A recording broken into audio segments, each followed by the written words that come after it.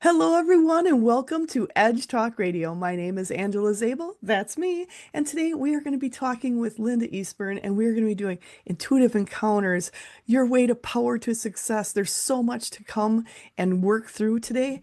Linda is an author, a filmmaker, so much more. I can't wait to get into it with Linda today. And so, who am I? My name is Angela Zabel. I have come connected to spirit, working with those in the non-physical my entire life, sharing messages from a multitude of realms. And I am a teacher, coach, medium, gallery reader, retreat host, a writer, and I also do so much more online. So you can do intuitive sessions, mediumship sessions, and I am excited to share those with you. I also have classes and the Amplified Universe membership. So what is that? That is a connection to who are we? What are we doing here? What is our role in the world today? That is something we go in deep on the Amplified Universe monthly membership. And you can find out more about me at angelazabel.com. And I'm pretty much on all the social media aspects, so look for me out there. And today, I'm going to try to set this up in here.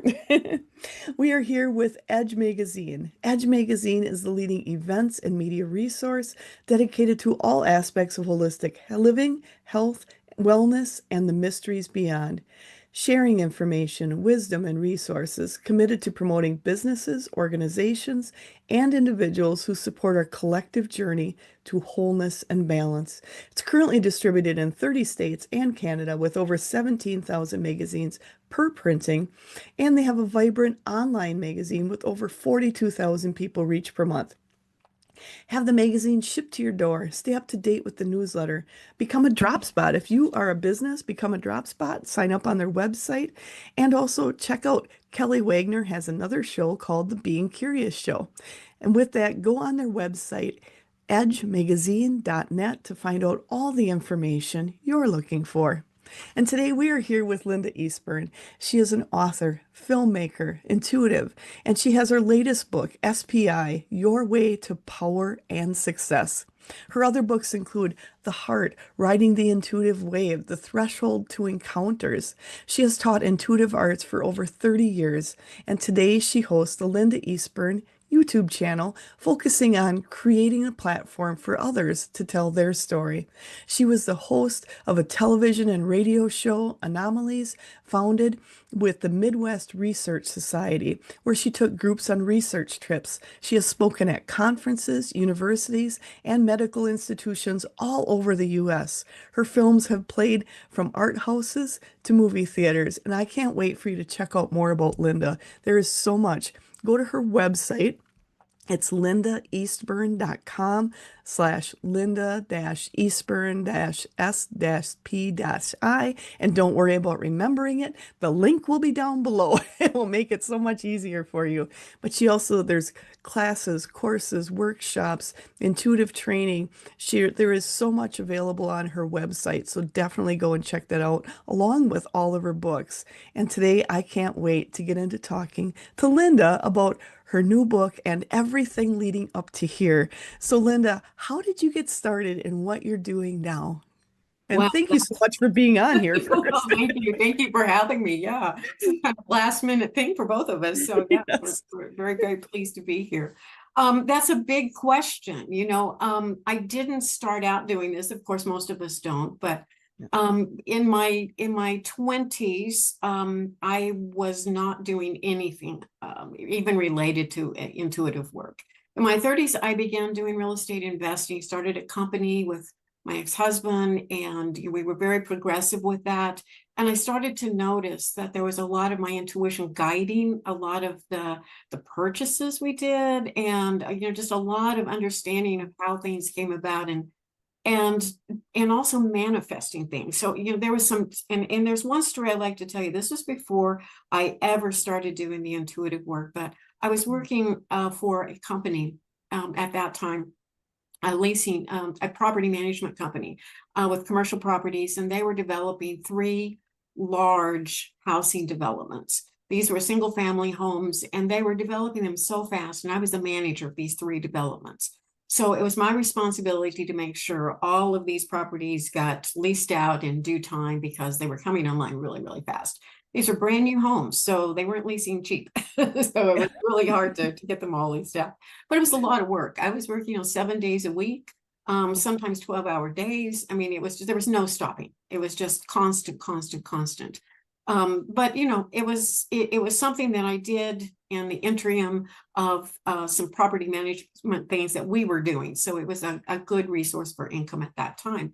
But I had kind of come to the end of my line with that and really wanted to exit that particular position.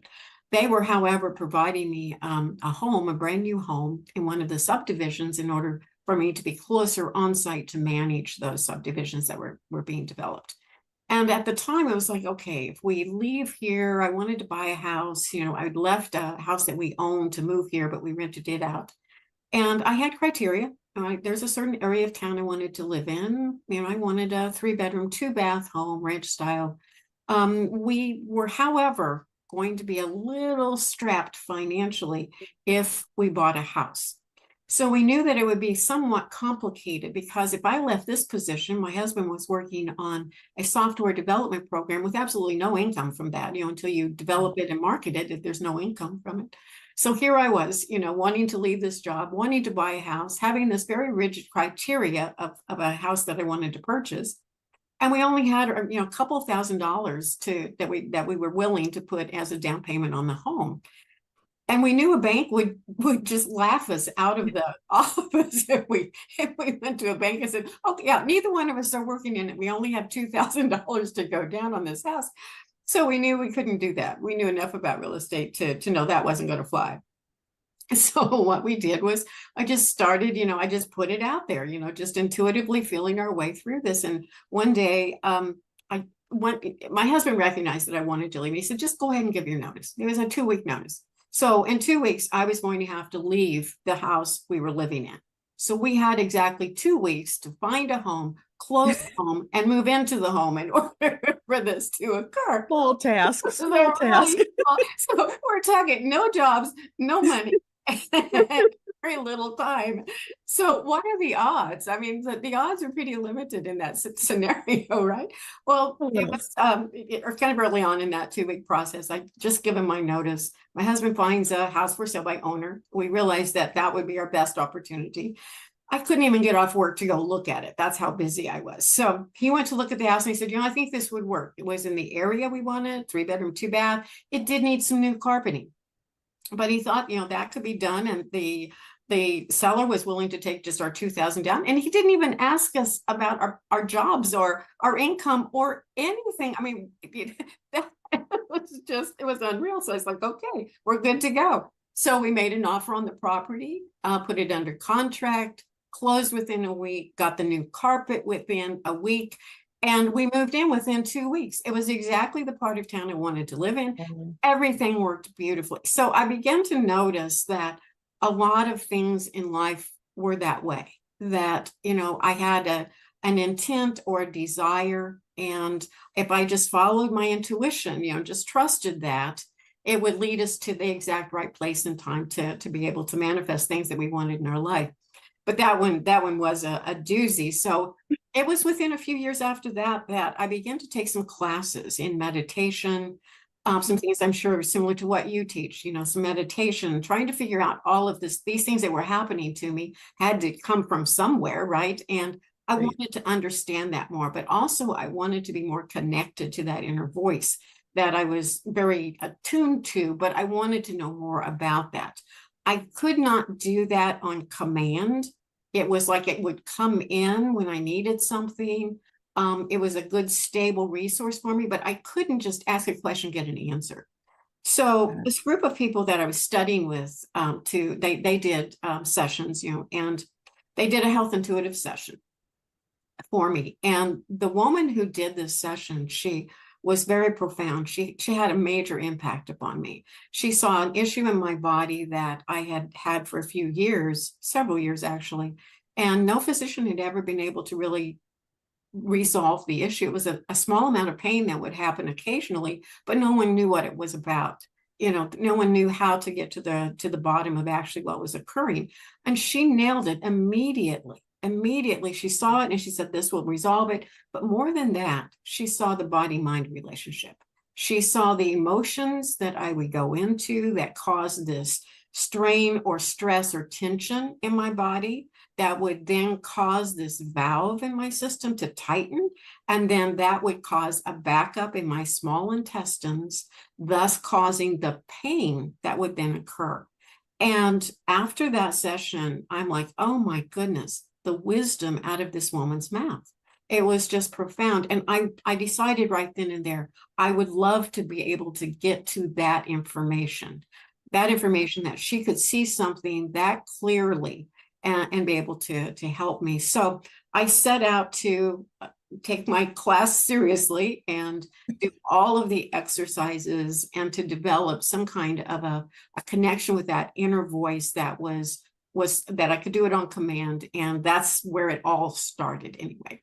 That was when I was about 40. Wow.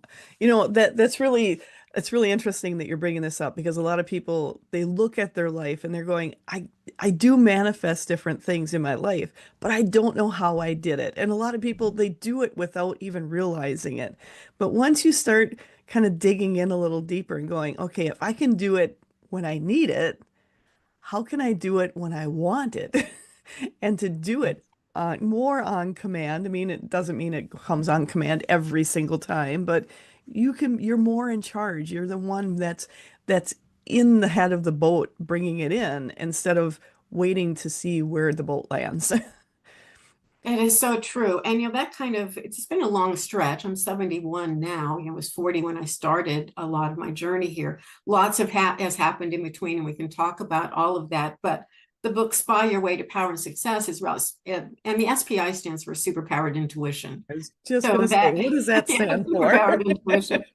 But what brought that book about, and that's my latest book, but what brought that about was just observing my life. And like you said, we don't always know where that starts, but we do know life kind of begins on a quantum level. So I began to do some work with a physicist to try to see, okay, well, what is that process? What makes those things come about in our life? And so that's where the book came from.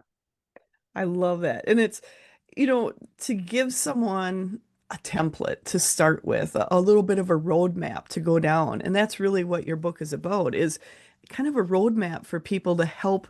How can I make it for myself? How can I create what I want in my life? And you have created a lot of different things in your life. I mean, you look at where you've been with real estate and film and working with a physicist and going into authoring books. And what was that? Was that kind of a natural progression for you? Or was it like, I want to do something different and starting to go down a different road? How did that work for you?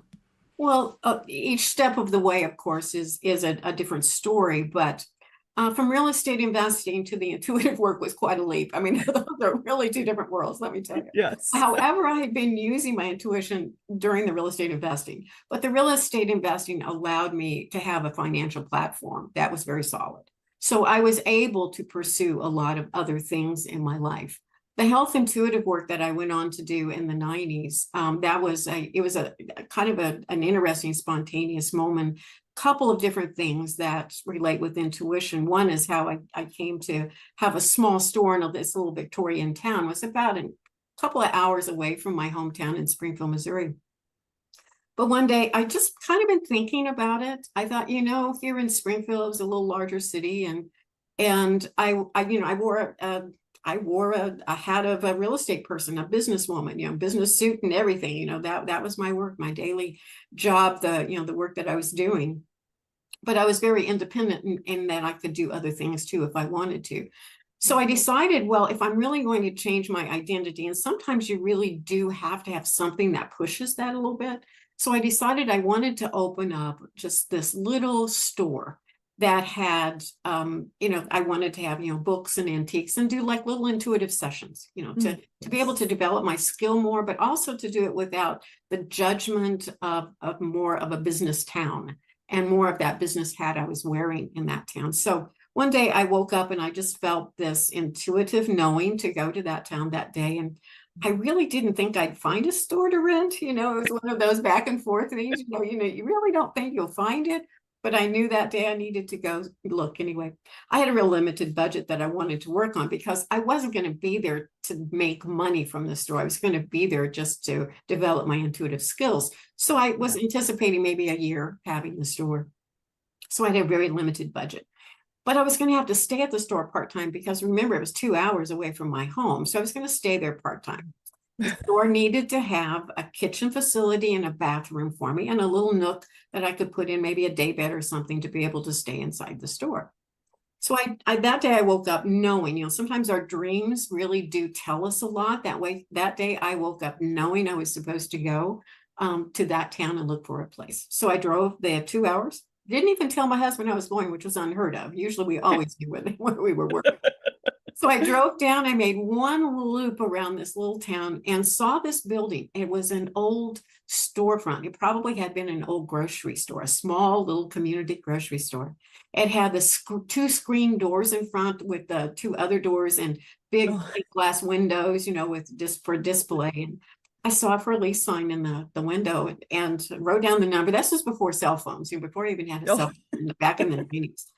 So I made the loop, went back downtown, found a payphone, called. She could show it to me in an hour or so. So I had lunch, drove back, and she was there. She met me. She opened the door. I walked in, and it was just fabulous. It had, the old hardwood floors, all tall ceilings. It had the tin ceiling, on the ceiling. These big, huge fans. I mean, it was just picturesque as far as a type of store that I was looking for, and perfect for developing your intuitive abilities. Absolutely. Yeah, there was a counter. I walked behind the counter. There was a stove, a refrigerator, and a sink. Well, there was obstacle number one I overcome. Went back to this little nook in the back, and I thought that would be perfect for a little day bed back there, so I could stay if I needed to at my store. There was a door that I thought was probably a closet of some sort. I opened it up, and it's a full bath. Shower, sink, still everything. So I've already overcome the obstacles of everything that I thought would be a problem. And this is the only store I looked at as well.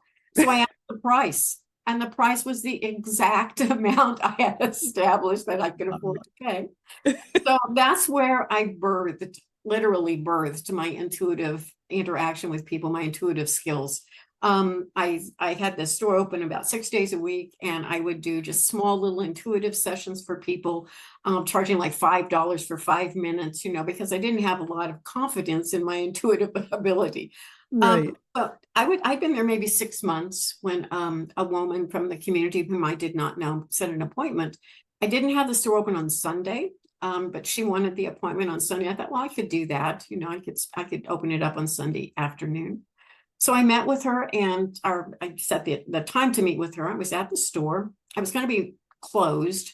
So I was going to do the session up front at a table that I had in the front of the store, an antique table that was actually for sale. I didn't normally do sessions up there. But in the back beside my little day bed, I had some decorative things, and some little crystals were back there, and a little crystal ball in the stand, just for decoration only. But for some reason, when I passed by that before she got there, I thought, I'm going to move that little crystal ball up to the table up front. And I thought, what are you trying to be, a crystal ball reader? What are you doing? And it's like, I didn't know why. There again, it's just following that intuitive path. I set the crystal ball down the table. She arrived. She had a lot of questions about things that had nothing to do with her physical health whatsoever. And she looked, she was in her 40s. She looked healthy. She looked fine. I couldn't tell anything was a problem or wrong with her.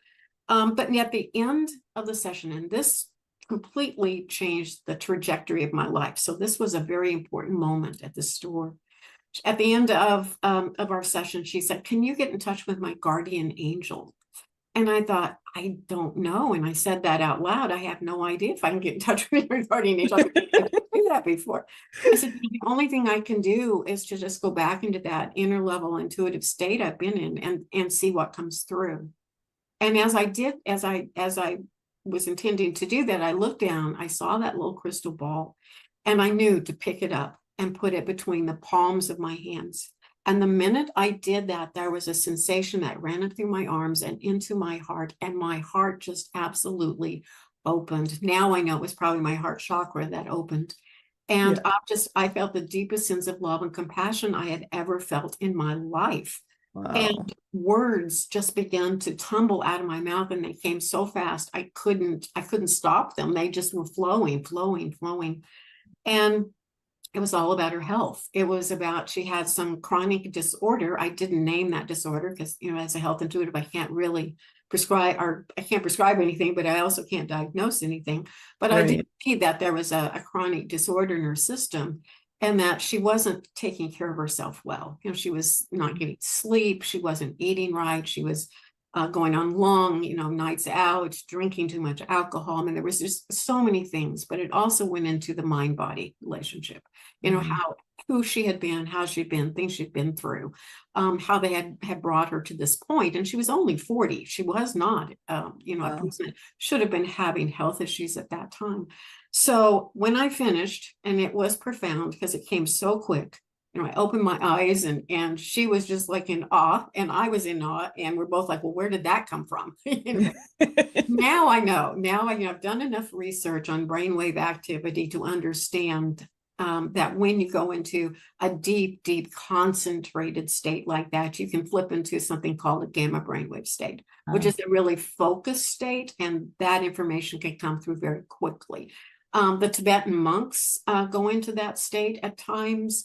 People who are in just deep, deep concentration, they get so focused that their mind just starts working on a different path. And I realized that's what had happened to me, but I certainly didn't know that for years. But that changed my life. The trajectory from that point was okay. I had never intended to be a health intuitive because I thought I don't know enough about the body. I don't know enough about disease or disorder or by mind body relation. I just don't know enough to do that. And suddenly I realized that if I just depended on the voices that came through, the information that came through, and opened my heart, because it was that connection with her from that heart resource that enabled me to get that information. And so from that point forward, I started doing my intuitive work from a deep, compassionate state. And every time I would do a session, it was just as important to open up that compassion from my heart to connect as it was to open up my mind to connect with them. So that's how the health intuitive progressed and happened. Again, a story that's kind of lengthy, but it certainly changed my life. But it's also really good for people to hear because a lot of people think, okay, if I'm doing something, I can't get from point A to point B. Like you made that leap from, doing the intuitive to going to that more health intuitive and trusting, using the crystal ball, using that, trusting yourself that there's something different, trusting your intuition on what's next.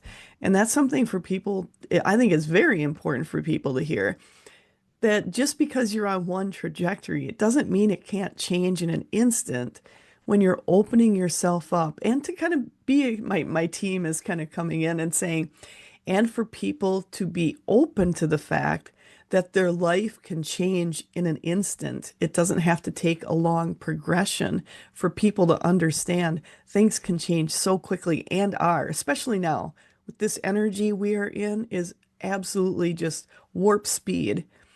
So be prepared for something that may happen without the fear in it. You trusted.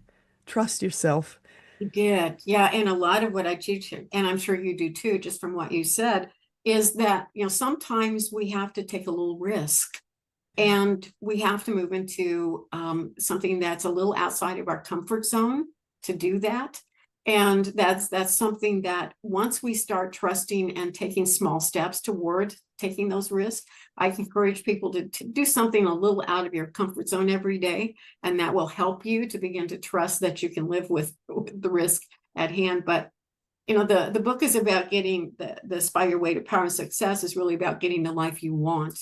And it's power and success. People always think, oh, you're into, corporate, whatever, no, power is just trusting those inner levels, and success is creating the life you want. That's what I'm talking about. And that's really key right now because there's a lot of people, there's so many shifts going on, and people are doing personal shifts in themselves and they're reevaluating their lives and asking themselves, what do I want? But then they look at what do I want, but how do I get there? Yeah. And that a lot of times will cause depression in there because they're like, I feel I'm here. I want to get there. I don't know how to get there. And then they feel like they have no pathway to get there. That's why your book, I think, is something that really helps people to kind of bring it back into context. And so when you've done this book, you've been transforming your own life along the way, and you have transformed your life all the way through your life from Yeah. all different aspects. And how do you, when you were going through this, I just keep feeling like you were hearing or feeling that this was also going to make a big shift for other people as they were reading it. Were you also getting like kind of channeled guidance or intuitive guidance as you were writing this book? And how did that work out how did that work for you? Were you like writing and then getting information, taking it from personal experience? How was that going? Yeah, it was a daily activity of just going into that intuitive state and asking questions. And, I kind of back engineered my life. Mm. And as I was doing that, I was working with a physicist, but I was also this physicist that I know also trusts my skills because I've worked with him for a long time. But it was like I would have this inkling that this was I would ask the question, okay, I understand I'm in this state when I project an intention of something that I want to happen. Now, one of the things that has been really valuable to me is being able to see things in the future. So I knew that that was an important part of this. Like when I woke up and knew to go to that little town and look for the shop that day, that was already available for me. So a lot of what I teach people to do, and I know visualization is a real important skill that a lot of people use, but I add one more step to just visualization is like, let's visualize and see what's available for us. Because if that opportunity is sitting there, you can shorten the length of time it takes to manifest something immensely. So the house that we manifested was already there. That man already had that house available. And it was already known intuitively that that person would take our $2,000 and owner finance that to us. So if we can get in touch with what's available rather than trying to create something, from a lot of, well, it's going to take a little while to put all that together. Yes, Yeah. it will happen. Yeah, yeah, I believe the power of visualization and the power of law of attraction, all of that will work, but we can make it work faster if we know what's available to us.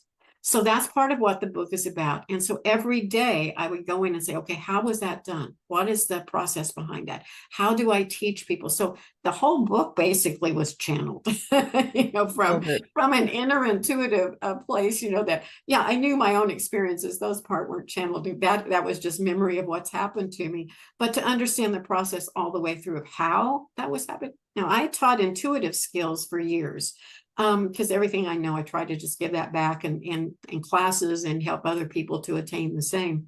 The manifestation portion, honestly, I had not taught that before. So that's something that's new for me. So I've just added one more step to that whole process.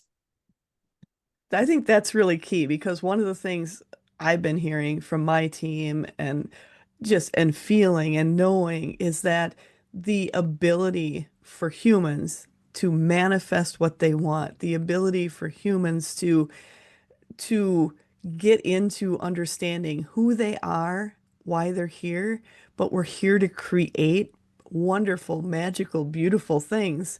And for us to realize we can and we will be manifesting so much more going forward because of people like you who are helping people find ways to do it, find ways to manifest what they want because we're here to create great lives, not mediocre lives, great lives. And how do we do that? And that's so important. And as you've been doing this book, you started off with so many different, I mean, you've been all over, and we talked earlier before we were on air, and we talked about how you went into the paranormal aspect and understanding more about that. And when we were saying how really all of this does go together, because I know a lot of people who you're waking up your intuition and then you check in, you kind of delve into the paranormal and then you understand more there and then you bring it out another direction with manifesting and understanding who you are. And as you were doing that, they're just saying they want you to kind of explain a little bit more about going back into when you went from your intuitive, where you were doing the readings, different things there. When did you start going into the paranormal aspect? And then did you see a correlation between the paranormal and what you're doing now? Absolutely. There was a lot of life that happened between 40 and today. So I'll go back to um it was in 2013, my mother had a stroke. And at that time, I was in kind of the heyday or the top of my field in the intuitive work. I was traveling all over the country. I built a nationwide clientele, speaking at a lot of the university's medical centers, women's retreats, unity churches, wherever, metaphysical centers all over. And my mother had a stroke, and she didn't handle that particularly well. She Mm. was incapable of walking from that point forward or using her left hand. She could still talk. Her right hand was good, but she needed care, and I was there for her. So I just stopped, and I was fortunate to have still my real estate investments to support me, so I could do that. So I stopped doing the traveling, and a lot of the intuitive sessions began to fade away. I didn't have time to do a lot of those. So at that Right. point, I took 5 years of my life, and my intuition was there all the way through all of that, enabling us to help my mother and my father to stay home on their farm during the rest of the duration of their life for about 5 years. So that being said, I kind of left that intuitive work for quite a while. Once they passed in 2015 and 2017, I realized that I was a little older at that point. I was about 65 at that point. So I was like, I had some things on my bucket list. I had always wanted to be a documentary filmmaker. It's just something that had been in the back of my mind for a long time. And also because I had just lost both of my parents, and I was so intricately involved in their care, that was a tremendous loss. There was a lot of grieving that happened. But after about 4 months, I decided, you can't just sit here. You have to do Yeah. something. And so I thought, well, what is it that I really truly want to do? And it's like, well, I would like to learn how to make documentary films.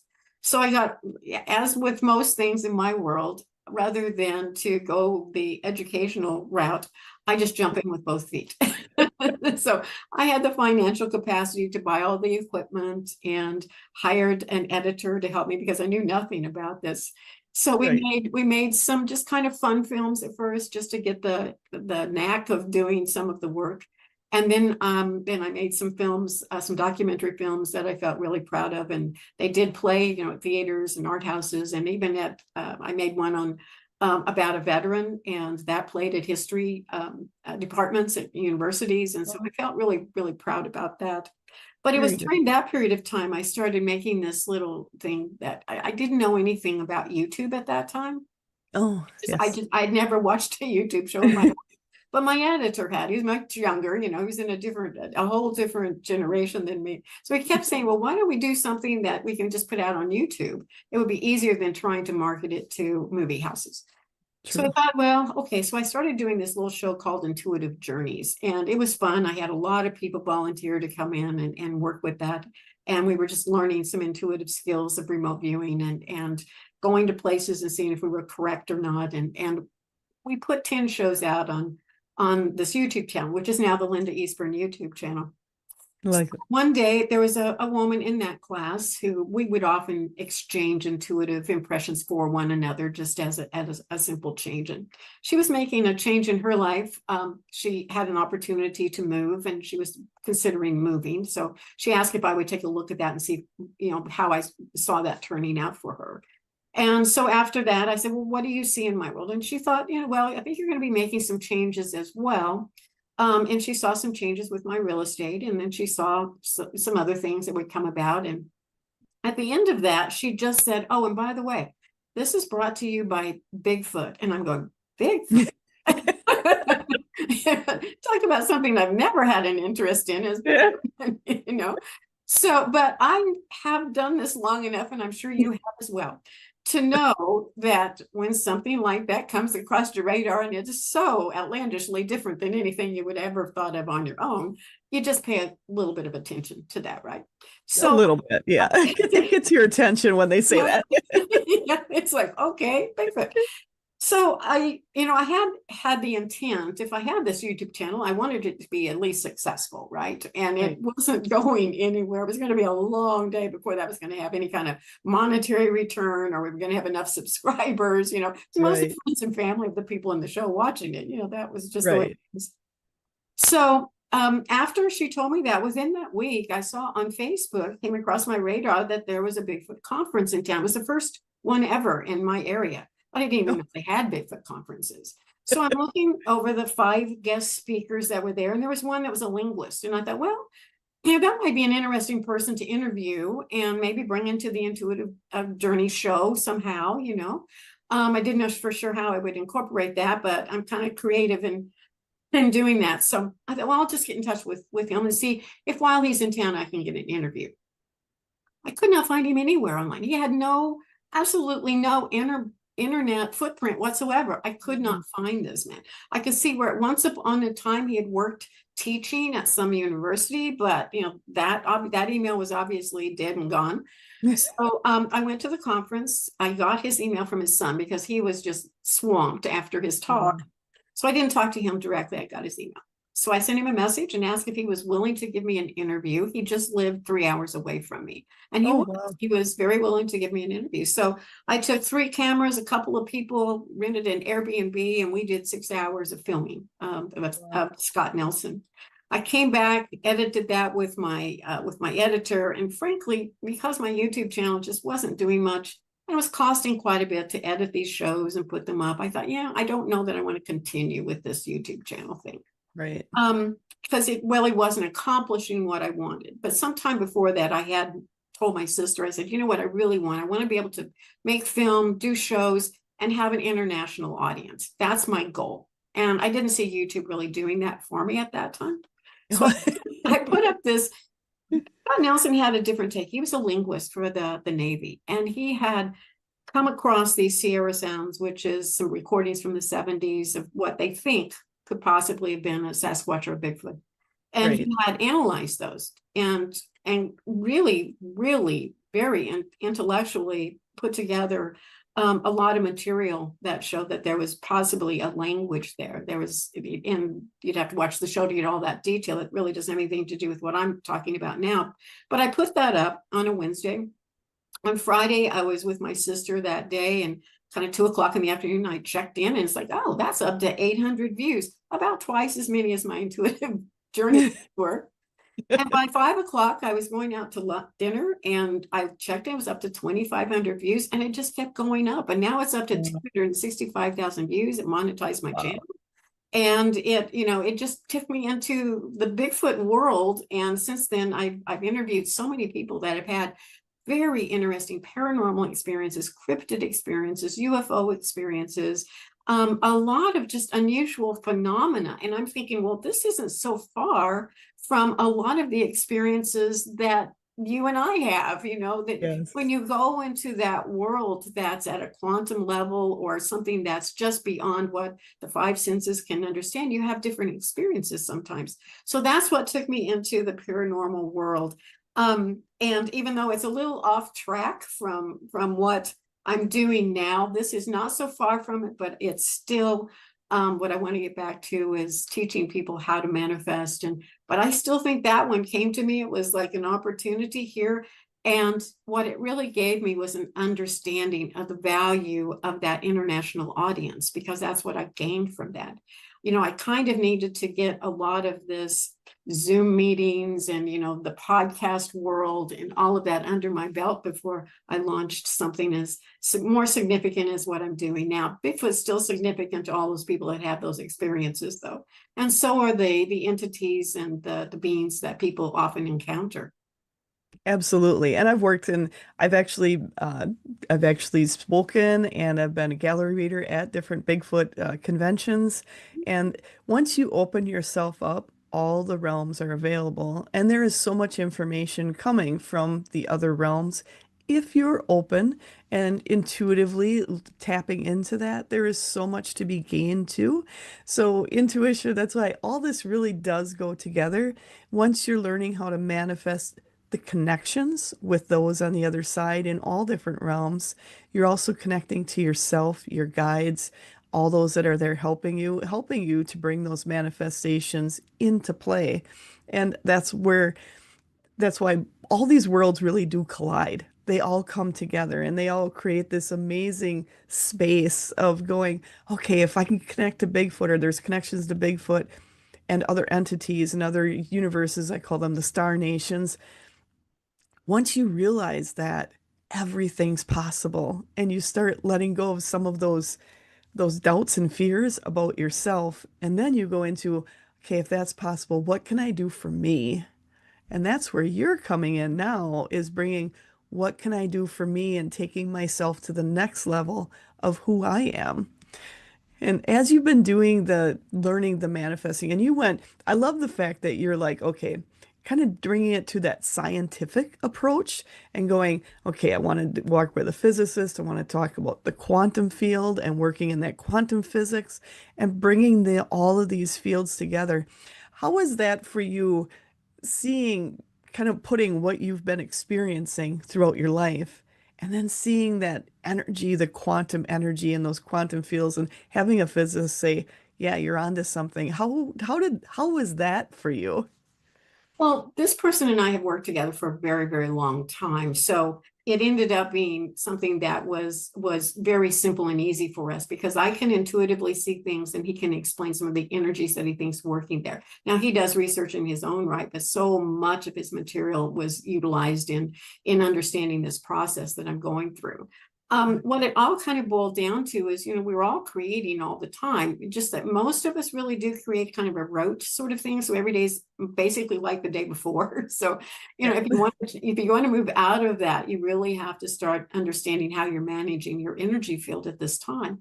And Yes. managing energy fields at that quantum level is something that we can't see that. It's not something Right. that we visually have. Most of us don't have sophisticated enough instruments to measure that world. So we have to feel our way through that world. And learning how to be more intuitive, learning how to get in touch with that level, we begin to have a deeper understanding of how we're creating from that quantum place.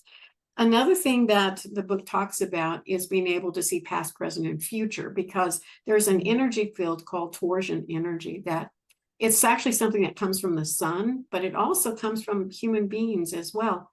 And we have light, we have biophotons within our body, and those create also that torsion energy. So I think part of, there again, back engineering my experience is part of what I learned to do, perhaps came into this life knowing how to do, or just became acquainted with how to do it, was to be able to see how that flow from past, present, and future occurs. And if you can get in the flow of that energy at a quantum Mhm. level, you just kind of know the next stage, the next step, the next outlet for you. And early on, I used to call them the silver platter of opportunity. It seemed like I would think something and there would be the opportunity in front of me. Of course, you have to be willing to take that opportunity when it arises. But I think Yes. it's because I could sense that flow, between the past, present, future. And that energy, that torsion energy is how we do that. So that's part of the book. It's part of the training to be able to create more light within your system, to be able to create more of those concentrated states. Like I said, I went into whenever I did the spontaneous health intuitive session. And then to be able to go in and monitor that, how you see it on a timeline coming about in your life, so that you can get in sync with the flow of timing with things.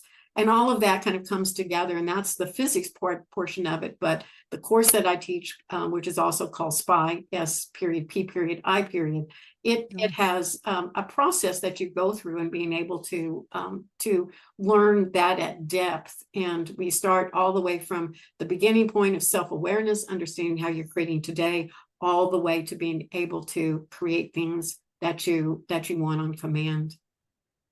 And that's something it's so important, especially now for people just to understand how to do it. And I just keep hearing from my team. They keep saying it's people who are putting together the scientific aspect along with that non-seen, unseen aspect and bringing those intuitive aspects together, that is what's going to be so groundbreaking going forward. So groundbreaking in the fact that people have something you can sink their teeth into and there's a lot of people. I mean, and honestly, like you said, a lot of the world you and I deal with is unseen. It's trusting, it's feeling. But how do you take people who are like, show me the facts. I want to see what it is. I want to see how this works. Give me a roadmap to go. You're creating that, and that is so important going forward. And as you started, I love they're just saying you've always been a person who even though something's happening, then you go back and go, how did it happen? It's always the why behind it. How did that happen? How did I create that? How did I bring that in? And and I just keep hearing that they're also saying that when you did that, it wasn't like, oh, what did I do? It was also a fun, like exploring, how can I figure this out? And then to help others find a way to. And that's key going forward. And you've been doing the intuitive teaching, over 30 years now. You've been doing this, but it's changed and shifted over the last few years as to being more. I I'm just what I'm feeling is it's gotten more focused on helping people on specific areas. Before it was more general, and now it's a lot more focused. And as that's come in, has it also made your life more focused too? Absolutely. It's like everything became just like really centered around this. And it has been a little fast speed, I can say, because things Yes. happen very quickly for me sometimes. It's been a little fast speed, but I'm keeping up. It's like I'm getting more organized and scheduled, doing all the podcasts I'm doing, starting a new podcast, being on other people's podcasts. I mean, all of this it's just taking off. But it's what I said. I'm here. Use me. Let me teach. Let me help. Let me help others. My number one thing is that I feel for people who are feeling as if their life is somehow less than perfect. And Yes. none of our lives are perfect, but I think that we can all step up and create so much more. And we have so much more power than we've been shown or taught. And the book goes into that a lot as well. We've been kind of institutionalized to believe that I'm programmed to believe that we are not as powerful as we are. And I have a life that shows it to be very different than that. I think that when we get in touch with that inner self, it can be very, very powerful. And I think that's important too for people to look at. We're human. We're not perfect. We have struggles. We have things we're working through. But throughout it all, if you can find a way to tap into who you are, to know there is a better way. There is a way to get through those troubles. And like you had said, or those challenges when you had said you do the remote viewing and the tapping into the past, present, and future, that's something to know that no matter where you're at in this moment, if it's the most challenging day ever, to know there's a version of you, a future version of you that has gotten through it already, and how to find that path that's the easiest path through sometimes the biggest. They're just showing just a big mud pile of mud in front of me and how people can get through that easier and find a way to get above it and navigate what they need to in life. And I'm just hearing from them, and there's something we had said earlier, about people get frustrated with their life, feeling it's maybe mediocre and wanting more, but saying, I don't know if I can get there. There's no life that's really mediocre. And it's realizing every day you're doing something, you're gaining knowledge, you're gaining input, you're gaining intuition. Even when it feels like you're stuck, you're always moving forward. But knowing you can have something different in your life. And a lot of people have kind of given up on that and feeling like I can't do it. There's no way possible. And that's why seeing what you've done, saying, okay, if you were able to do this and change course completely, so can they. it gives them hope. I guess I'm hearing it. It gives people hope, and you're helping to give people hope that there is a way to move forward. There is a way to tap into it. And you've done the, they want me to go back into the past, present, and future and the remote viewing. Is that something that you started learning through your intuitive when you were learning all your intuition aspects that start coming out online then? And what brought you into like the remote viewing and knowing there is a future self? Yeah, the future had always made itself pretty clear to me, whether it be in dreams, that started kind of early on in my life, whether it be in dreams or whether it be just a download of knowing something. That was something that was just kind of a natural state of mine. But to do the remote viewing, to be able to see the future in remote viewing, that was a skill that I developed and taught other people. And that was something I learned from others. But I think that, in the process of seeing future events, I think we have to think very broadly about our perceptions. Our future events are already, manifesting. They're already beginning in some form of manifestation. But we all know that, future has many options. There are many random things that can happen in our future. So what my SPI technique teaches people is how to influence those random events so that the events that do happen become the ones that you want to happen rather Mm. than the ones that you do not want to happen. Because, and as we learn to utilize seeing them, once you see them, and there's something that happened early on in the 90s in my intuitive development. I was learning, to be the creatorship of existence. You learn to be your own creator of life, and Right. learning to be intuitive. And I was on a little journey about 5 hours from my home with my husband. And it was evening. We just stopped for dinner. We were on our way, and it was starting to rain and it was cold. And I was really nervous about these next 2 hours driving with ice forming on the windshield, and the roads maybe getting a little slick. And Yeah. this was not a road. This was a hilly, curvy road we did not want to be on if it was real icy. So I was a Yes. little concerned about that. So I intuitively asked, how the road conditions were going to be down the line. And I heard in 2 hours that this one specific town, the roads would be completely dry and we would be completely safe from that point forward. That's the Oh, download and because by that time I'd learned how to ask a question, get an answer intuitively that clear. yeah. So at that point, when we reached that little town, skies stopped raining and roads were completely dry. We drove completely safe on through our journey. So at that point, and of course, like you said, I always ask more questions. It's like, okay, did I create those dry streets or did I just intuitively know them?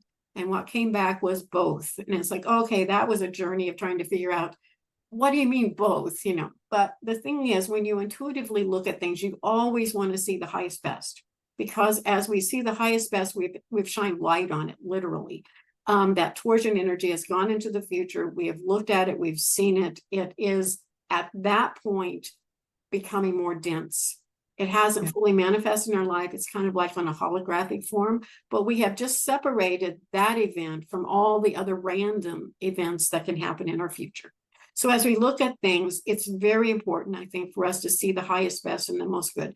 And that comes from a deep state of self-love, self-worth, self-importance. Mhm. And so as I do this work, like I said, that compassion in my heart opened up, and that's where I knew I had to be whenever I did sessions for other people. And so from Yeah.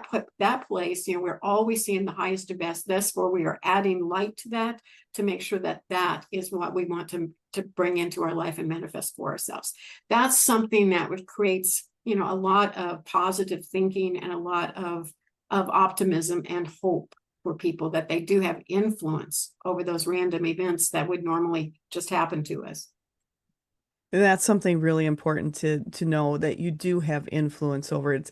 Sometimes people say, well, everything's set in stone, but it's not everything set in stone. You have the option to move and move everything you're doing going forward. Are there options there? Just like you said, you can look at the future with, and my team is just saying, sometimes people with the rose-colored glasses, some people put on the glasses of everything's bad going forward. What you're what your fears are projecting, you can either draw it to you or you can change that and start drawing in something with more light, a better outcome than you ever expected. And that's something with you and your book and what you've been doing is so helpful. And as your book, as you've kind of talked a little bit how it goes through different parts telling the stories, but also it's also going in and showing people how to do it. And that's something that's important. Is there almost like a workbook? Is it more of stories telling you how to do it? Is it kind of like a course in writing? What would you describe your book as? My book describes the process, and it gives some elementary exercises that you can do to start to begin that Got it. process. The book also talks about so many people that have worked with me, that I've worked with them. It's my life experiences, it's their life experiences. And I'll give you an example of one of those. There was a woman who was 40 and she was a teacher and she had never been married, but she wanted to have a relationship. She decided she really wanted a relationship. So, at that point in time in her life, she was realistic, about what was available to her. So Yeah. anyway, she just asked in a session. So as I looked there again, I'm holding the highest best for her and I'm looking at her future because that person is not in her life at that particular time. So we're doing the same thing that the book talks about and looking at the future. And I saw this individual and the words came in, that he was often close by her, but they had never met. Okay, so we Oh, knew that about him. We also got his physique, exactly what he looked like. We saw his profession. I saw where he lived was exactly due south 10 miles from her home. And she lived in a desert area. There were no trees in that area, not many. But where he lived, I saw a grove of trees surrounding his little subdivision and throughout the subdivision. There were an unusual amount of trees that were present. And so that's what I saw. I think I got initials of his name, but not his name. right. And shortly thereafter, she joined a dance class. And while she was, they had to have partners. And so all of the males and females kind of got together and she was dancing, had a dance partner, and they were talking. And he did fit the physique that I'd said, but she knew nothing else about him. And many people could have fit that look. Right. But she finally found out that, they started talking. And he found out where she worked. And he said, "Oh, my sister lives right across from that school. And once a week, I go have dinner with him." So they were in close proximity to one another often, but had never met. And Right. finally, she found out what he did for a living. Yeah, it was in the computer field. She found out his initials, of course, and yes, that fit. When she went to his house for the first time, it was exactly 10 Hmm. miles due south of her home in that grove of trees, which was highly Wow. unusual. They got married and are happily married today. So you can see how just the visualization, she saw it, I saw it. It was a person that was potentially in her future, but by seeing it, we made that more concrete. Did that help them to maybe come in contact with each other? I believe it has influence. I believe it helped them come together and find one another just by looking at it into the future. And that's so key is things can happen and are out there, but it's tapping in. And I really feel, and my team is saying too, when people know there's a possibility out there, they're opening up their heart to the possibility versus going, well, I'm just going to do a dance class and who I meet is who I meet. And they're not opening their heart to that possibility. So you're helped that person open their heart to the possibility to be there and to be ready for it and to go be willing to step into it. I think that's the biggest thing is to be willing to step into some of those future possibilities and not be fearful of it. That's But true. Yeah. Yeah. And we do have influence, I think, over the things that happen to us. That's about maintaining that self-love. The things that we want in life are always available to us if we can just get into the flow with it and just, take some responsibility and being able to look at it, to see it, and then to manifest it. absolutely. And that's it. We do have the influence. We are the ones able to do that. And then, you talked about intuition and being in the flow. How do you think intuition is, and I know you've used it a lot, even in your business before businesses, before you even really knew what intuition was, you knew what you were using something and you were paying attention to yourself. But in business and in daily life, how important and spiritual growth, how important do you think it is for people to develop their intuition? I think it's often the difference between success and failure. I Mm. think so many people like myself use it, but don't realize what they're using. Yes. I think the other part of intuition and the other part of manifesting in life is also to take some ethical responsibility with it. Because Mm. as we create, we have to also be really aware of how that's impacting other people. So I think that that's the spiritual growth with intuition, is just becoming very aware that we move forward as a unit of humans and nature and life, and to always be responsible toward others as well as ourselves. It isn't just a matter of, I want this, so therefore I'm going to go out and get this. It's like, well, I want this, but how is that also going to benefit others? And seeing that as well, because sometimes our intuition tells us not to do something or to do something, and it's that timing or flow that works well. It's a very interesting thing whenever I backed away from doing my intuitive work after my mom had her stroke and took care of my parents, who lived to be 90 and 94, so they had Wow. good long lives. It Yes. was such a grand opportunity, but I knew at that time that that was the place that I needed to be. And it was such a rich period of time in their life that I could share with them. And we would just do so many simple things. And it just brought me back to a place that understood the value that we have in life with people and with family and friends. And it's not all just about work, work, work, work, work, even though I've used my intuition immensely in the workplace. But it's also using it in a personal level to understand and comprehend so much. So there's spiritual growth in everything. And that's good. I love that because it is for people are going, well, I don't have time to, really dive in as much as I want to, and they're feeling bad about doing that. But realizing every relationship you have, every time you're interacting with people, and we're here on this earth to interact with people. We're here to make connections. We're here to open our hearts for that. And knowing that is spiritual growth, that you're growing in every moment. And sometimes the most profound growth can be happening when you're just working one-on-one with people or just a friend, a family member, a coworker that you just have really stimulating conversations with. And sometimes it's just being human, enjoying the beauty that's around you, enjoying the people that are there. There's so much growth in that. And they're saying, especially the heart chakra, especially the heart. There is so much growth in that. So don't come down on yourself if you don't have time to do or there's life is going on like you said you took time and you took care of your parents and there's so many people out there where they're taking care of parents or taking care of children. There's so much growth if you open yourself up to know when you're working with children how much they're expanding and to watch that expansion and have those connections with them is so key going forward. And that's something you're helping so many people with. And then so what do you have coming up? Any upcoming projects? Anything new you've got going on? I am just starting a new podcast.